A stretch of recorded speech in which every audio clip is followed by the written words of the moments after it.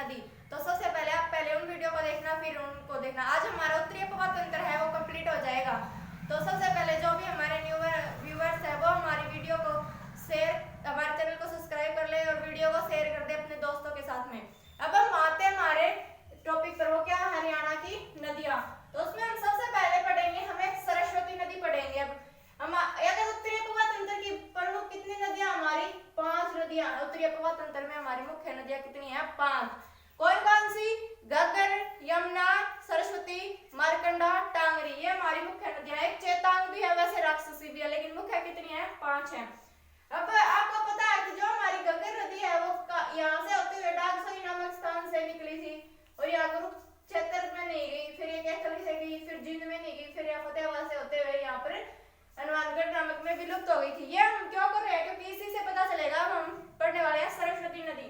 तो जो हमारी सरस्वती नदी है इसका उद्गम होता है वो सिरमौर जिला हिमाचल प्रदेश से होता है। इसका उद्गम पूछ लिया जाए तो यहाँ पर हमारी सिरमौर जिला हिमाचल प्रदेश से हमारी सरस्वती नदी का उद्गम स्थल होता है। अब बात करते हैं इसका प्रवेश स्थली। जो यमुनानगर का हमारा आदि बद्री है वहां से ये प्रवेश करते हैं, यमुनानगर के आदि बद्री से प्रवेश करते हुए ये कुरुक्षेत्र में जाती है और कुरुक्षेत्र में जाने के बाद ये मारकंडा के साथ मिलती है। कुरुक्षेत्र में जाने के बाद ये मारकंडा में मिलती है।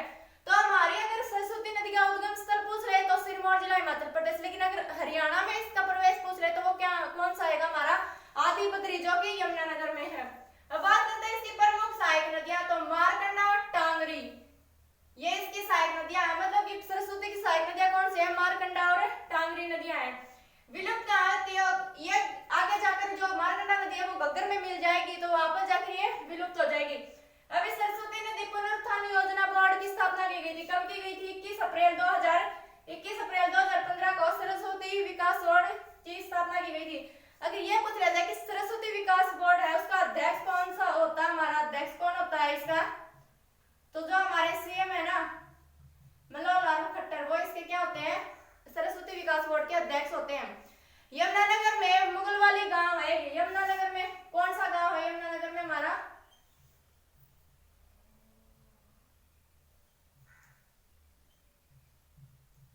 मुगलावाली।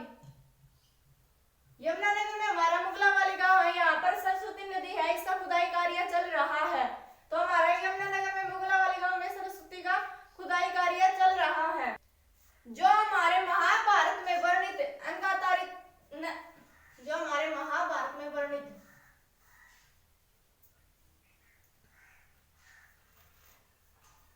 महाभारत में वर्णित नरकारी तीर्थ ये किस नदी के किनारे है? ये भी हमारा किस नदी के किनारे है? सरस्वती नदी के किनारे है।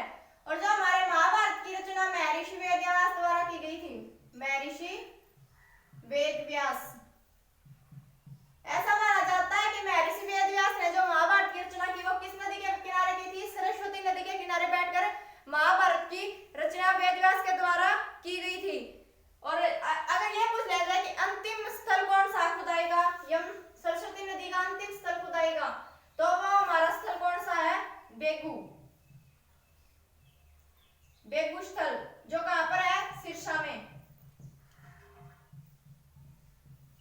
सरस्वती नदी का अंतिम खुदाई स्थल, सरस्वती नदी का अंतिम खुदाई स्थल पूछ लिया जाए तो वो हमारा बेगू है। बेगू कहां पर पड़ता है? हमारा सिरसा में पड़ता है। ये महत्वपूर्ण तथ्य थे। अब बात आती है हमारी मारकंडा की।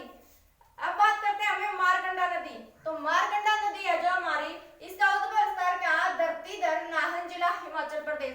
नाहन जिला कहाँ पर पड़ता है? यहीं पर पड़ता है हिमाचल प्रदेश में। और इसका उद्गम स्थल कहाँ से होता है? हिमाचल प्रदेश से। अगर लेकिन इसका ये पूछ रहे थे प्रवेश स्थल, मतलब कि हरियाणा में ही हमारे कहाँ से प्रवेश करती है, तो ये अंबाला की काला अम्ब नामक स्थान है ना, जो हमारे अंबाला में काला अम्ब नामक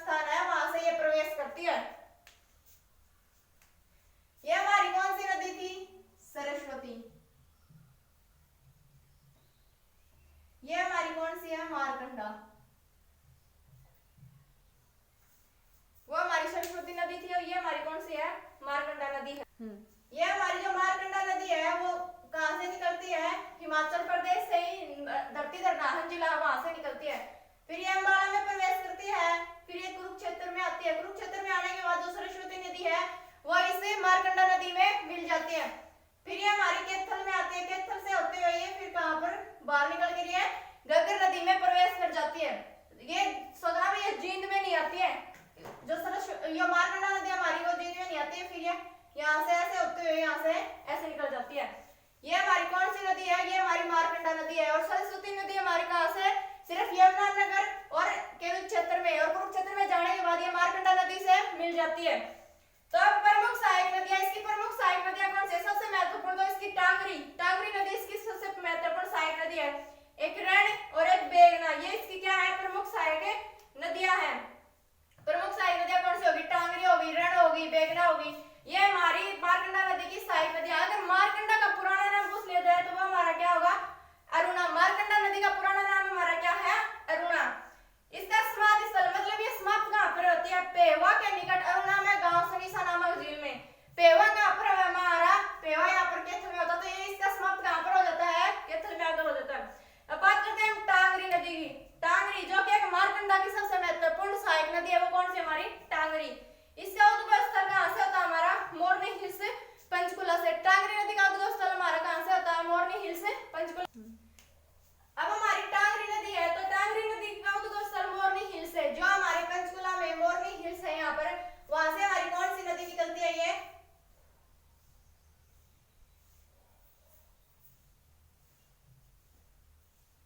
टांगरी नदी निकलती है। भी टांगरी नदी पंचकुला में आई हमारी। टांगरी नदी हमारी पंचकुला की मोरनी हिल से निकलकर अंबाला में आती है, फिर हमारे कुरुक्षेत्र में आती है, फिर हमारे कैथल में आकर ये घग्गर नदी में मिल जाती है। मतलब कि ये कैथल में आकर विलुप्त हो जाती है। विलुप्त होने का मतलब है कि ये कैथल में आकर घग्गर नदी में मिल जाती है। अगर ये पूछ लिया जाए कि अगर जो हमारी सरस्वती है वो कौन कौन से जिलों से होकर बहती है, तो सरस्वती हमारी 2 जिलों से होकर गुजरती है। एक तो यमुनानगर और दूसरा कौन सा हमारा? कुरुक्षेत्र। अब बात करते हैं मारकंडा की। तो मारकंडा हमारी देखो किस किस को कवर करती है? अंबाला, अंबाला को, कुरुक्षेत्र को, कैथल को, फिर जींद को नहीं करती भाई। फिर ये फतेहाबाद और सिरसा से होते हुए यहाँ आ जाती है। अब बात करते हैं हम टांगरी। तो जो हमारी टांगरी नदी है वो पंचकुला से मोरनी हिल से निकलती हुई अंबाला में, फिर कुरुक्षेत्र में, फिर कैथल में। जो हमारी टांगरी नदी है वो 4 जिलों को कवर करती है भाई। 4 जिले कौन कौन से हमारे? पंचकुला, अंबाला, कुरुक्षेत्र और एक हमारा कौन सा है? कैथल।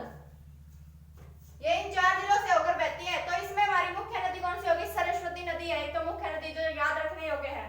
अब बात आती है कि समाप्त, मतलब ये समाप्त कहां होती है? मुलाना, अंबाला, मारकंडा नदी में। मतलब ये मुलाना में, अंबाला में आकर किसमें मिल जाती है? हमारी मारकंडा नदी में मिल जाती है। यहाँ पर इसका समाप्ति स्थल हो जाता है। अब बात करते हैं चेटांग नदी की। तो ये भी कहां से निकलती है? शिवालिक की पहाड़ियों से निकलती है। चेटांग नदी का हमारा उद्गम कहां से है? शिवालिक की पहाड़ियों से है। ऋग्वैदिक काल, ऋग्वैदिक काल इसका क्या है? दृष्टद्युति। अगर ये पूछ रहे थे जो चोटांग नदी है इसका ऋग्वैदिक नाम क्या है? तो ऋग्वैदिक नाम है दृष्टद्युति, और इसकी सहायक नदी है राक्षसी। चेतांग नदी की प्रमुख सहायक नदी कौन सी है? राक्षसी इसकी सहायक। देखो ये राक्षसी नदी है, तो राक्षसी नदी एक कैसी नदी है? मौसमी नदी है, तो इसे राका नदी के नाम से भी जाना जाता है। किस नदी के नाम से? राका नदी। ये भी हमारी उत्तरी पर्वत की नदी है भाई। एक चेतांग नदी है, तो जो हिसार का सीसवाल है वो प्राचीन समय में किस नदी के किनारे पर था? वो हमारा चेतांग नदी के किनारे था। ये हमारी सारी क्या है? ये मौसमी नदियां हैं भाई। क्या कौन सी नदियां है? ये मौसमी मतलब बरसाती। जब बरसात आती है तो इनमें पानी शुरू हो जाता है, और बरसात बंद हो जाती है तो इनमें पानी रुक जाता है। तो इसे ये कह सकते हैं ये एक प्रकार की नाला टाइप की नदी है भाई। क्या है? ये नाला टाइप। तो अब बात करते हैं जो मारकंडा, मारकंडा और टांगरी नदी है। मारकंडा और हमारी टांगरी, इनमें 0.30 से लेकर 1.5 टन सोना पाया गया अभी। अगर ये पूछ रहा जाए कि किन नदियों में सोना पाया गया, जो हमारी